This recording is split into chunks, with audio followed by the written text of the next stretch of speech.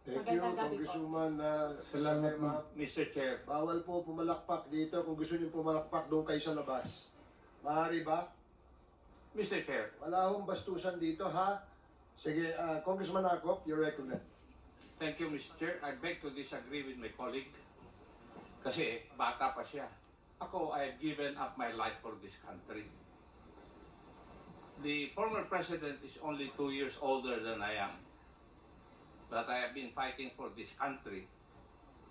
I was a member of the Philippine Constabulary and became a policeman after Republic Act 6975 was enacted.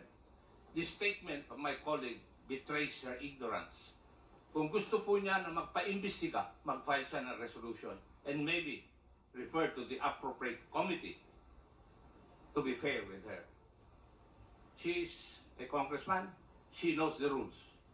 However, your statement or your statements betray your ignorance of our rules here in this House of Congress.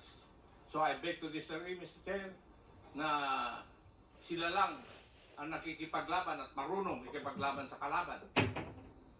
As I've said before, I have given the most part or most years of my life fighting the enemy of this country. Thank you, Mr. Chair. Thank you, Congressman Acop.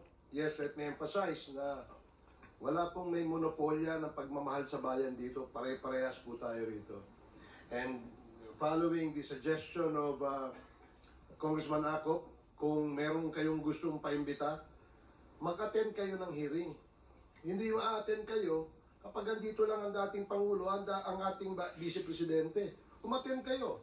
This committee hearing, this Quadcom, makes announcements of all its hearings. And from here on, we want to expect and we want to see you in our hearing, and please submit to the committee secretary all the persons you want to be invited. Wala hong ano yan, wala hong ano yan. Kung sino yung gusto nyong imbitahan, pwede po yan.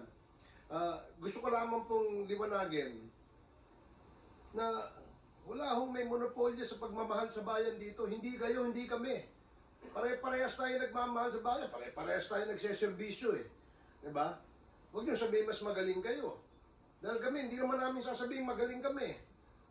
Pero kung pagmamahal sa bayan, pare-parehas tayo. Huwag niyong sosolohin yan. Dahil nagagalit si Congressman Dan Fernandez. Anyway, Mr. Chair, Mr. Chairman. Mr. Chair, Congressman Abante and then Congressman Senior Deputy Speaker Gonzales. Congressman Abante. katulad din po ni Congressman Romy Acop, gusto ko rin sabihin ang ilan sa aking talambuhay. 1986,